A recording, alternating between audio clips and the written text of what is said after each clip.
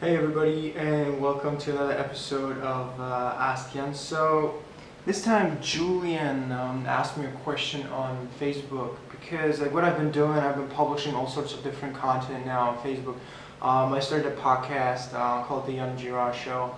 I started this video podcast kind of thing called The Ask Yann Show, and what he said is that he enjoys watching my videos, reading my content, and but that he was sort of struggling to produce his own content. So he was asking me for advice, how he can turn into a content machine, like some people see myself.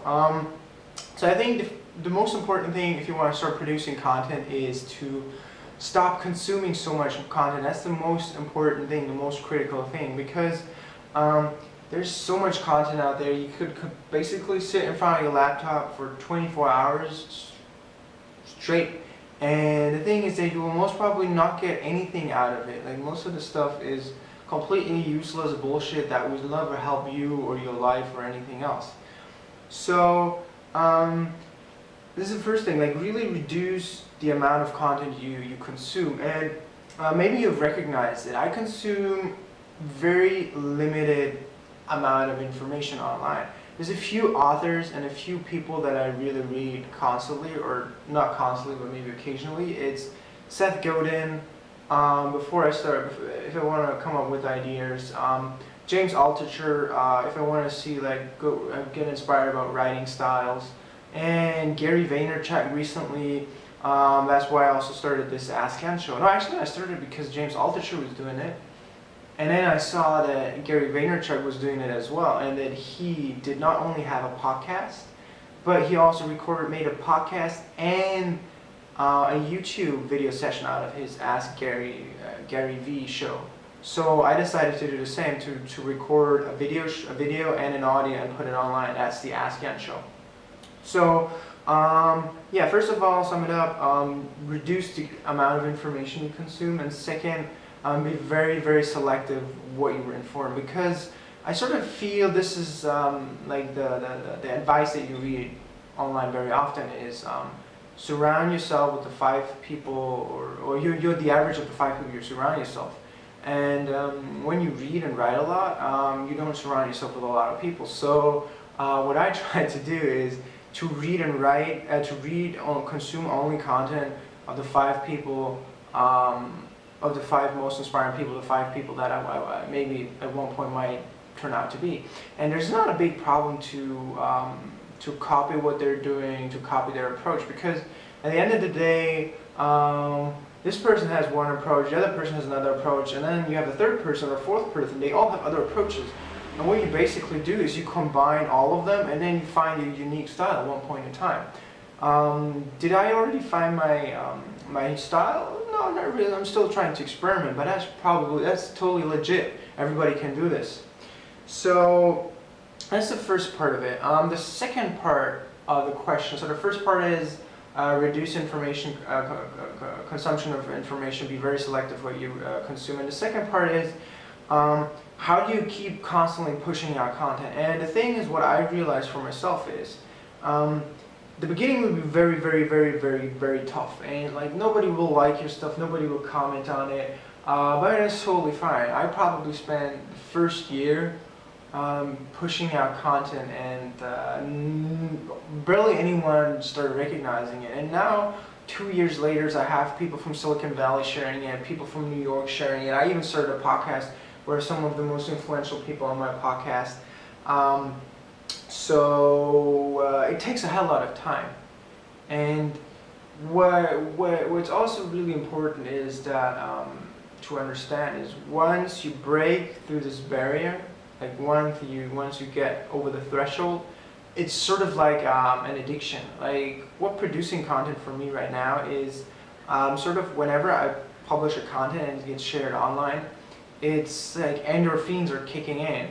So whenever you don't get your endorphins, you feel kind of bad. So for me, it's sort of like it's a relief to produce and write content. So at the same time, as I'm saying this is very hard to get to this point, but if you just keep on doing it, like maybe do a 30-day challenge like I'm doing, or a 40-day challenge. And then you will start feeling, oh, wait a minute, now, oh, this post got 1 like, this got 5 likes, and then you start analyzing it, and then you start pushing content out there, and it feels good, right?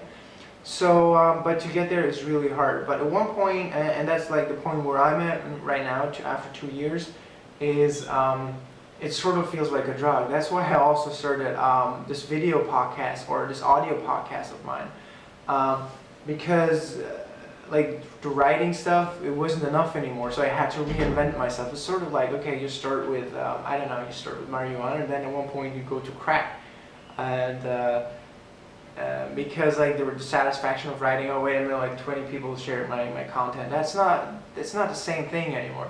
So at one point you have to reinvent yourself over and over again, and you have to start all over again from zero, right, from scratch. That's what I'm doing right now. Maybe right now the video gets 50 views on YouTube. Every video that I publish gets max 50 views on YouTube. It's like starting all over again. So if you're thinking about producing content, starting writing, just look at what I'm doing right now. I'm at the exact same stage again that you're at. Like the video is the exact same stage. The audio podcast, that's zero. I started from scratch.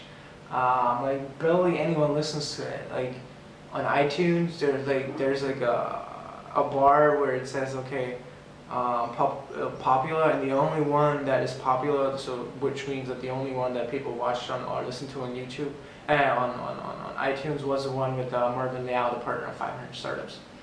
So if you want to start producing content or get away from consuming all that content, it's really the first step is to reduce your intake of information. Be very selective, because the content you produce will be the average of the 5 people, or the average of 5 people that produce content. The third thing is that you have to keep on pushing, and at one point you will become automatically sort of turn into a content machine, because it's sort of like a drug, and you always want to get it to the next step. So what will be my next step? I have no idea, honestly speaking. Like right now I'm having fun making this video, I have fun making the podcast, talking to all sorts of different people. What's going to happen for like 2 months from now, 3 months from now, I have no idea. Like right now I'm sitting in Koh Samui in Thailand, shooting this video, just because it's so cheap around here, right? So Julian, I hope this sort of answers your question, and should anyone out there have any questions, just shoot me a message on Facebook, on Twitter, or send me an email at yann@girard.net, or go on my website, yann.girard.net, and check out Ask Yann yeah, just ask your questions there, and maybe they make it to the show.